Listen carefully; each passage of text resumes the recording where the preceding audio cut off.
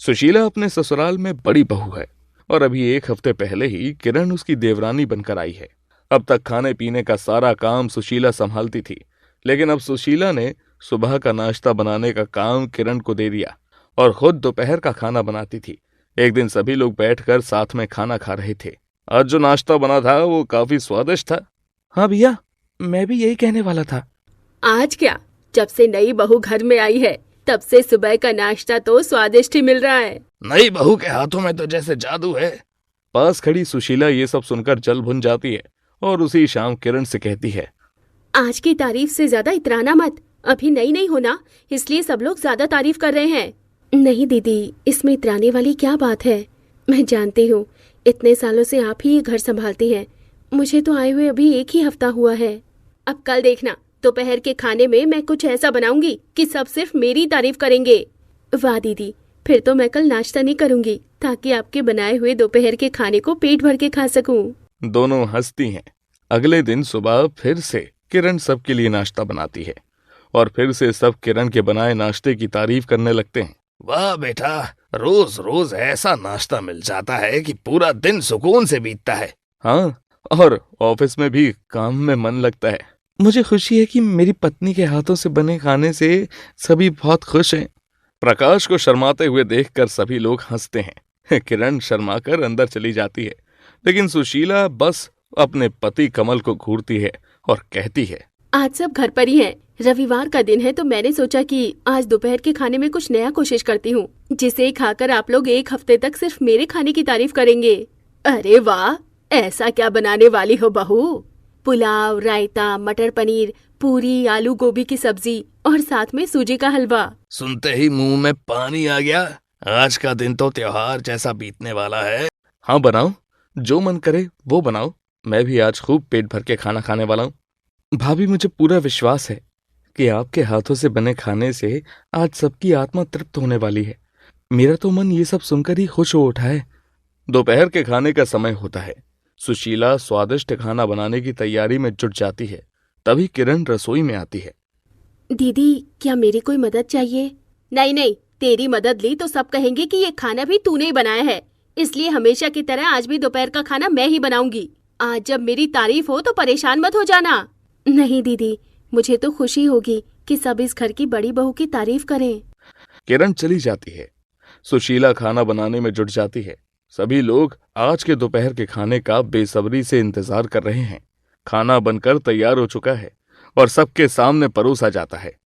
वाह, खुशबू तो बहुत अच्छी है। लगता है आज का दिन बहुत ही खास होने वाला है। आखिर बहू किसकी है? अरे पहले खाना चख तो लो, या सूंघ कर काम चलाओगे? हाँ भाई, चलो शुरू करते हैं, मैं और नहीं रुक सकता। सभी लोग जैसे ही खाने को चखते हैं तो सबके चेहरे उतर जाते हैं। बहू, खाना बनाने का जोश तो बहुत था तुम में आज, लेकिन खाने में वो स्वाद नहीं आया। अरे खाना तो इतना सारा बना दिया, लेकिन इससे अच्छा तो सुबह का नाश्ता ही था। इसलिए कहा था कि तारीफ से पहले खाना चख तो लो। सूंघने से खाने के स्वाद का पता नहीं चलता।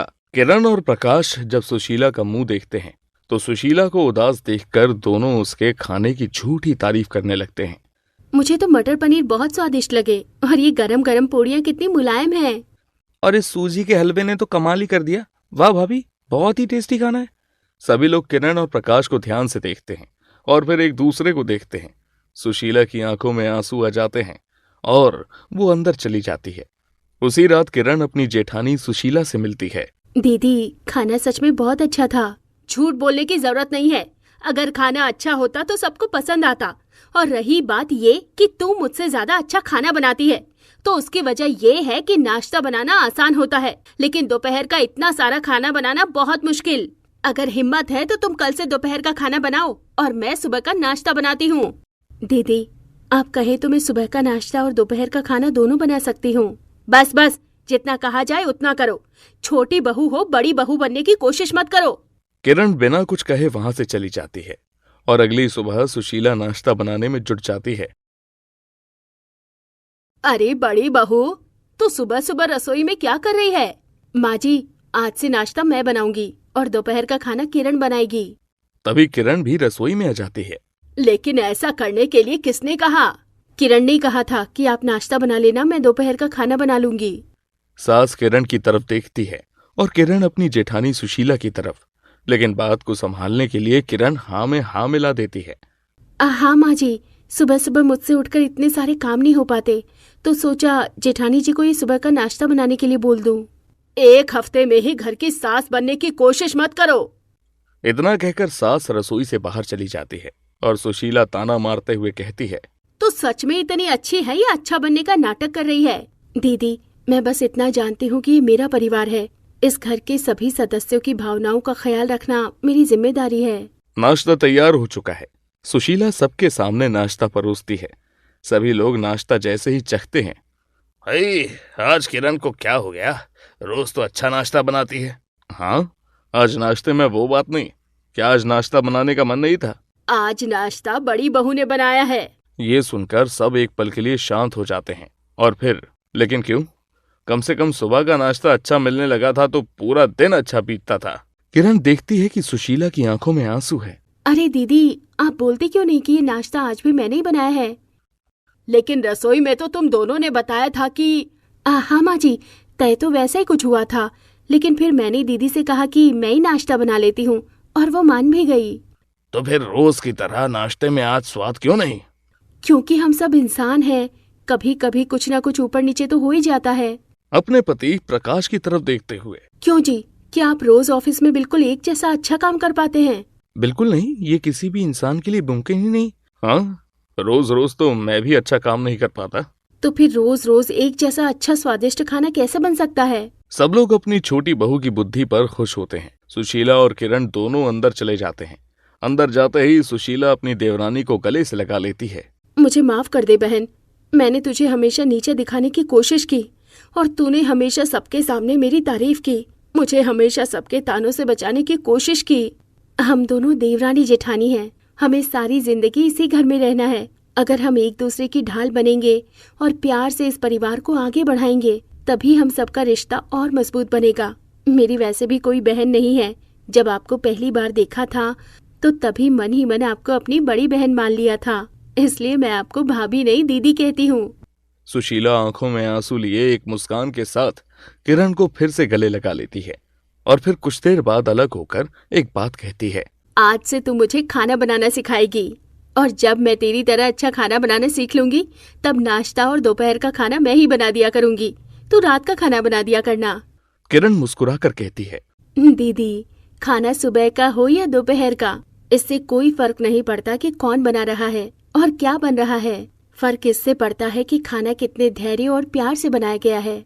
जब खाना बनाते हुए मन खुश होता है ना, तो खाना भी स्वादिष्ट बनता है। इसके बाद से रोज किरण अपनी जेठानी को खाना बनाना सिखाने लगी। मसालों की समझ, बटर पनीर की रेसिपी और मुलायम पुड़ियां बनाने का तरीका सब समझाने लगी। सुशीला भी घर के बाकी कामों में किरण की मदद करने लगी। फिर एक दिन नाश्ता सुशीला ने बनाया और सबके सामने परोसा गया। वाह, आज फिर से मिल गया स्वादिष्ट नाश्ता। मैं तो पहले ही कहता था कि नाश्ता हमेशा छोटी बहू को ही बनाना चाहिए। वाह छोटी बहू, तुमने तो कमाल कर दिया। आज नाश्ता मैंने नहीं, सुशीला दीदी ने बनाया है। अरे वाह, ये तो कमाल हो गया। बड़ी बहू के हाथों में इतना स्वाद पहले कभी नहीं था, क्योंकि इससे पहले मुझे मेरी छोटी बहन नहीं मिली थी ना। छोटी बहन मतलब? रिश्ते में किरण मेरी देवरानी लगती है, लेकिन किरण के रूप में मुझे अपनी छोटी बहन मिल गई। खाना बनाना भी इसने ही सिखाया है। अरे नहीं, मैंने खाना बनाना नहीं सिखाया, बस खाने को थोड़ा स्वादिष्ट कैसे बनाते हैं वो बताया है। खाना आप पहले भी अच्छा ही बनाती थी और अब बस उसमें थोड़ा स्वाद और बढ़ गया है। चलो अच्छा है कि दोनों बहनों की तरह रहोगी तो इस घर में प्यार भी बढ़ेगा और खुशियाँ भी। देवरानी जेठानी का ये प्यार मैंने पहले कभी नहीं देखा। तो अब देख लीजिए पिताजी, अब तो आपको नाश्ता भी अच्छा मिलेगा और दोपहर का खाना भी। हाँ, अब जो भी मेहमान आएंगे तो इस घर का खाना खाकर यही बोलेंगे कि देवरानी की सुबह की और जेठानी की दोपहर की रसोई ने कमाल कर दिया। सब लोग हंसते हैं। इस दिन के बाद से सुशीला और किरण दोनों प्यार से बहनों की तरह रहने लगीं। सुबह की रसोई किरण संभालती है और दोपहर की रसोई सुशीला, और रात का खाना दोनों मिलकर बनाने लगीं। घर में प्यार और खुशियां बढ़ाने लगीं। तभी पड़ोसन अनीता आती है। वाह, इस घर से तो सुबह शाम खाने की खुशबू ऐसे आती है जैसे कोई 5 स्टार होटल में खाना बना रहा हो। हाँ, मेरी दोनों बहुएं बहुत ही अच्छा खाना बनाती हैं। कभी आइए आप नाश्ते या दोपहर के खाने पर, आप उंगलियां चाटती रह जाएंगी। नाश्ता करने आएंगी तो मेरी देवरानी का बनाया खाना खाने से आत्मा तृप्त हो जाएगी। मैं तो कहती हूँ कि तुम दोनों बहू मिलकर एक अच्छा सा होटल खोल लो और नाम भी रखना, देवरानी की सुबह की और जेठानी की दोपहर की रसोई। सास, सुशीला, किरण और अनीता इस बात पर खिलकर हंसते हैं। निशा एक गांव में पली बड़ी लड़की थी जिसने हमेशा से ही चूल्हे पर खाना बनाया था और नल से पानी भरा था। उसे आज की दुनिया की आधुनिक चीजों के बारे में इतना कुछ खास पता नहीं था। साथ ही उसके घर में भी काफी गरीबी थी। ऐसे ही एक दिन निशा की माँ रेखा उससे बोलती है, बेटा तेरे लिए ना शहर से एक बड़ी ही अमीर घर का रिश्ता आया है। अमीर घर का रिश्ता? मेरे जैसी गरीब लड़की के लिए? हाँ बेटा, वो तेरी शहर वाली जानकी बुआ है ना, वो करवा रही है ये रिश्ता। माँ पहले अच्छे से बात कर लो, कहीं ऐसा ना हो कि बाद में वो लोग मना कर दे हमारी गरीबी को देखकर। अरे वो सारी बात तो मैं तेरी बुआ से कर लूंगी, पहले तू बता कि तू एक अमीर घर में जाने को तैयार है? माँ आपको ठीक लगेगा तो मैं कहीं भी चली जाऊंगी, आपकी खुशी में ही मेरी खुशी है। बस यही सुनना था बेटा, चल बाकी मैं तेरी जान की बुआ से बात करती हूँ, क्या पता मेरी गरीब बेटी की किस्मत में अमीर ससुराल ही लिखा हो। इतना कहकर रेखा वहां से चली जाती है और जानकी रिश्ते की बात को आगे बढ़ाती है।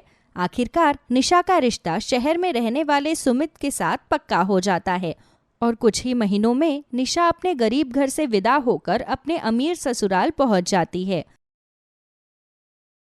ससुराल में निशा की सास रेणुका और उसकी जेठानी मल्लिका थी। मल्लिका बहुत ही अमीर घर की घमंडी लड़की थी। वो निशा को उसके गरीब होने के लिए ताने देती रहती थी। ऐसे ही एक दिन रेणुका निशा से बोलती है, निशा बहू आज तुम खाने के साथ साथ हरी चटनी बना लेना, धनिया पुदीने वाली, सबको बहुत पसंद है। ठीक है माँ जी, मैं बना दूंगी। निशा खाना बनाती है और सबसे आखिर में वो चटनी बनाने के लिए इधर उधर सिलबट्टा देखने लगती है। तभी वहां पर मल्लिका आ जाती है और बोलती है, क्या ढूंढ रही हो तुम? दीदी वो मैं सिलबट्टा ढूंढ रही हूँ चटनी बनाने के लिए। सिलबट्टा? वो क्या होता है? दीदी पत्थर का होता है ना सिलबट्टा, जिस पर हाथ से चटनी पीसते हैं, हाथों से। बेवकूफ, हमारे घर में कोई सिलबट्टा नहीं है, हम मिक्सर ग्राइंडर का यूज करते हैं। Mixer grinder? वो क्या होता है दीदी? वो जो वहाँ पर रखा हुआ है उसे कहते हैं। पर इसे चलाते कैसे हैं? मैंने तो इसे कभी इस्तेमाल नहीं किया। ओह गॉड, पता नहीं तुम कितने गरीब घर से हो कि तुम्हारे घर में मिक्सर ग्राइंडर तक नहीं था। दीदी आप मुझे एक बार बता सकती है क्या कि ये कैसे चलेगा? मेरे पास इतना टाइम नहीं है कि मैं तुम्हें ये सब सिखाऊं, अपने आप चला लो। इतना कहकर मल्लिका चली जाती है और अब घर पर रेणुका भी नहीं होती है। बेचारी निशा जैसे तैसे खुद से मिक्सी के जार में सारा सामान डालकर उसे चलाना शुरू करती है, पर सारा मामला उल्टा पुल्टा हो जाता है और पूरे किचन में धनिया पुदीना फैल जाता है। तभी वहां पर सुमित आ जाता है और किचन और निशा की ऐसी हालत देखकर वो बोलता है, अरे ये क्या कर रही हो तुम? धनिया पुदीना से होली खेल रही हो क्या?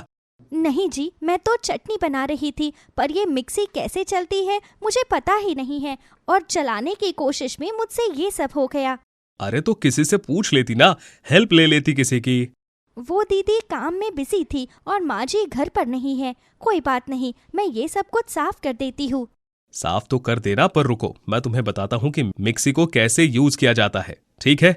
निशा को मिक्सी चलाने के बारे में बताता है। निशा सारी चीज अच्छे से समझ लेती है और सुमित वहां से चला जाता है और निशा सफाई करने के बाद मिक्सी में फिर से दोबारा से चटनी बनाती है और इस बार एकदम परफेक्ट चटनी पीस देती है। कुछ ही देर बाद सभी लोग खाना खाते हैं और निशा की खूब तारीफ करते हैं। तभी मल्लिका बोलती है, खाना बनाने के अलावा और इसे आता ही क्या है? क्यों बहू, ऐसे क्यों बोल रही है तू छोटी बहू को? आपको पता है माँ जी, इसे मिक्सी चलानी तक नहीं आती है। आजकल छोटे छोटे बच्चे भी मिक्सी चलाते हैं। वो माँ जी, हमारे घर में कभी ऐसा कोई उपकरण आया ही नहीं, इसलिए मुझे इन सब की कोई जानकारी नहीं है। क्या कहा तुमने? उपकरण? जानकारी? Oh my god, don't tell me कि तुम्हें इंग्लिश भी नहीं आती है। जी दीदी, मुझे इंग्लिश नहीं आती है। गरीबी की वजह से मेरे पिताजी मुझे बस 5वीं कक्षा तक ही पढ़ा पाए थे। माँ जी, ये तो आपने हद ही कर दी। किस गरीब के घर से है ये? चलो, इस बात को तो बर्दाश्त किया जा सकता है, लेकिन ये पढ़ी लिखी भी नहीं है। आखिर क्या सोचकर आपने सुमित की शादी इससे करवा दी? The bloody Dumbo. जो गुण और संस्कार एक लड़की के अंदर होने चाहिए ना, वो सारे के सारे है निशा में। आ गई बात समझ में? और वैसे भी भाभी, अगर उसे कोई चीज नहीं आती तो हम सब सिखा देंगे। हम उसका परिवार है, हम उसकी मदद नहीं करेंगे तो कौन करेगा? सभी को निशा की साइड लेता हुआ देखकर मल्लिका का बड़ा सा मुंह बन जाता है और वो कुछ नहीं बोलती। दिन गुजरते जाते हैं, जहाँ एक तरफ रेणुका और सुमित निशा को हर छोटी बड़ी चीज अच्छे से समझा रहे थे, वहीं दूसरी तरफ मल्लिका कोई ऐसा मौका अपने हाथ से नहीं जाने देती थी जब वो निशा को उसकी गरीबी को लेकर ताना ना मारे। ऐसे ही एक बार निशा, रेणुका और मल्लिका तीनों ही बाजार में शॉपिंग करने के लिए जाते हैं, जहां पर मल्लिका एक बहुत ही महंगी साड़ी पसंद कर लेती है और निशा से बोलती है, दीदी जिस हिसाब से ये साड़ी की कीमत बता रहे हैं, उस हिसाब से इस साड़ी का कपड़ा बिल्कुल भी अच्छा नहीं है। तुम चुप रहो, गाँव की गवार, तुम्हें क्या पता कि कपड़ों की क्या क्वालिटी होती है? दीदी मैं सच कह रही हूँ, एक धुलाई के बाद ही ये साड़ी आपकी बिल्कुल खराब हो जाएगी। इससे पहले तुमने कभी इतना महंगा कपड़ा खरीदा है? अच्छा, जो मुझे सजेशन दे रही हो। अरे अगर छोटी बहू कह रही है तो हो सकता है कि कपड़ा अच्छा ना हो बहू। प्लीज माँ जी, इतने सालों से मैं शॉपिंग कर रही हूँ, मुझे बहुत अच्छे से पता है क्या सही है और क्या गलत है। आप हर बात पर इस गरीब बहू की साइड लेना बंद कर दीजिए। माँ जी रहने दीजिए, अगर दीदी को यही लेना है तो उन्हें लेने दीजिए, कोई बात नहीं। निशा के कहने पर रेणुका भी मल्लिका को कुछ नहीं कहती है। मल्लिका अपनी पसंद से उस महंगी साड़ी को खरीद कर घर ले आती है और उस साड़ी को पहनती है, और जैसे ही वो साड़ी को धोती है तो पहली ही बार में उसकी साड़ी का सारा रंग चला जाता है। और उस साड़ी की ऐसी हालत देखकर मल्लिका बोलती है, ये क्या हो गया? मेरी इतनी महंगी साड़ी पोछा कैसे बन गई? मैंने तो पहले ही कहा था दीदी आपसे कि ये कपड़ा बिल्कुल भी अच्छा नहीं है। कपड़े का कोई कसर नहीं है, कसूर तेरा है। तुमने ही किसी गंदे डिटर्जेंट पाउडर से मेरी साड़ी को धोया होगा। बिल्कुल भी नहीं दीदी, आपने जो वो मुझे सर्फ वाला पानी लाके दिया था ना, उसी से धोया है मैंने तो इसे, वो भी अपने हाथों से, फिर भी इसकी ये हालत हो गई है। निशा इतना बोल ही रही होती है कि तभी वहाँ पर रेणुका भी आ जाती है और साड़ी की ऐसी हालत देखकर रेणुका जोर जोर से हंसती है और बोलती है, बहू अगर उस दिन तूने छोटी बहू की बात मानी होती तो तेरे इतने पैसे बर्बाद तो ना होते। माँ जी मेरी कोई गलती नहीं है, गलती आपकी इस गवार बहू की है। इसी ने जरूर मेरी साड़ी के साथ कोई छेड़खानी करी होगी। अरे बिन वजह उस बेचारी पर इल्जाम क्यों लगा रही है? गलती तेरी है। जा निशा बहू, तू जाकर अपने कमरे में आराम कर। रेणुका के कहने पर निशा वहाँ से चली जाती है और मल्लिका पैर धमकाती हुई अपने कमरे में अपनी साड़ी को लेकर चली जाती है। ऐसे ही दिन गुजरते जाते हैं और ऐसे ही कई चीजों में जब मल्लिका निशा को नीचा दिखाने की कोशिश करती तो हर बार निशा की ही जीत हो जाया करती, जिस वजह से अब मल्लिका को निशा से और भी ज्यादा नफरत होने लगती है। और एक दिन मल्लिका अपने दिमाग में कुछ सोचते हुए बोलती है, ऐसी बात नहीं बनेगी, अब मुझे कोई बड़ी साजिश करनी होगी। हर किसी को ये गरीब बहू कुछ ज्यादा ही अच्छी लग रही है। ऐसा खेल खेलूंगी ना, 1 मिनट में इसे अपनी औकात याद आ जाएगी। घर के बाहर ना निकाल दिया ना तो मेरा नाम भी मल्लिका नहीं। ऐसे ही एक दिन मल्लिका निशा से बोलती है, निशा मैंने कुछ सामान मंगवाया है, थोड़ी देर बाद एक डिलीवरी वाला आएगा सामान देने के लिए, तो तुम वो सामान ले लेना। ठीक है दीदी, मैं ले आऊंगी। कुछ ही देर बाद घर की डोरबेल बजती है। मल्लिका के कहने पर निशा दरवाजा खोलती है और सामने एक लड़का हाथों में फूल लेकर खड़ा होता है। मल्लिका के कहे अनुसार निशा उस लड़के से फूल ले लेती है और मल्लिका चुपके से उन दोनों की फोटो क्लिक कर लेती है। निशा वो फूल लाकर मल्लिका को दे देती है और बोलती है, दीदी आपने फूल किस लिए मांगे थे? तुमसे मतलब? जितना तुमसे कहा था उतना तुमने कर दिया ना, ठीक है बस जाओ। निशा वहाँ से चली जाती है और मल्लिका उन फूलों को घर के बाहर वाले डस्टबिन में फेंक देती है। शाम को जैसे ही सभी लोग आते हैं तभी मल्लिका अपने प्लान की शुरुआत करती है और उस फोटो को सुमित और रेणुका को दिखाते हुए बोलती है, आपकी छोटी बहू को जरा देखिए तो सही, आपकी छोटी बहू क्या गुल खिला रही है, अपने आशिकों को घर पर बुलाकर उनसे फूलों के गुलदस्ते ले रही है। ये सच नहीं है, ये गुलदस्ता तो मुझे दीदी ने लेने के लिए कहा था। झूठ मत बोलो निशा, मैं क्यों फूलों के गुलदस्ते घर पर मंगवाऊंगी, भला मुझे क्या काम है उनका। दीदी आप झूठ क्यों बोल रही है, आपने ही तो कहा था मुझे। वो फूलों का गुलदस्ता घर में ही होगा, मैं अभी लेकर आती हूँ माँ जी। निशा जल्दी से मल्लिका के कमरे में जाती है, पर वहाँ पर फूलों का गुलदस्ता नहीं होता है। निशा पूरे घर में जांच करती, लेकिन कहीं पर भी उसे वो गुलदस्ता नहीं मिलता है। माँ जी मुझे माफ कर दीजिए, मैंने सच में ऐसा कुछ नहीं किया है, मैं सच कह रही हूँ, मैंने ऐसा कुछ नहीं किया है। बहू मुझे तुझसे ऐसी उम्मीद बिल्कुल भी नहीं थी, चल मैं तुझे घर के बाहर निकाल दूंगी। इतना कहकर रेणुका निशा का हाथ पकड़ती है और उसे घर की दहलीज के बाहर खड़ा कर देती है और घूमकर मल्लिका के चेहरे पर एक करारा तमाचा मारती है और बोलती है, शर्म नहीं आती बहू, एक औरत होकर दूसरी औरत के चरित्र पर लांछन लगाते हुए तू कुछ भी कहेगी और मैं मान जाऊंगी और मुझे तेरी किसी चाल का पता ही नहीं चलेगा। मैं और सुमित पहले से ही सब कुछ जान गए थे। मैंने आपको डस्टबिन में वो फूलों का गुलदस्ता रखते हुए पहले ही देख लिया था और मैंने माँ को आकर सब कुछ बताया। हमें नहीं पता था कि आप निशा के भोलेपन का ऐसे फायदा उठाएंगी। बहू कभी भी किसी लड़की की इज्जत अमीरी या गरीबी से नहीं, उसके संस्कारों और गुणों से होती है, जिसमें निशा तुझसे 100 गुना आगे है। सारा सच सामने आने के बाद मल्लिका का सिर शर्म से झुक जाता है, जिसके बाद वो सभी से माफी मांगती है और निशा का हाथ पकड़ के फिर से उसे घर के अंदर लेकर आती है और इस तरह गरीब बहू का अमीर ससुराल फिर से खुशहाल ससुराल बन जाता है।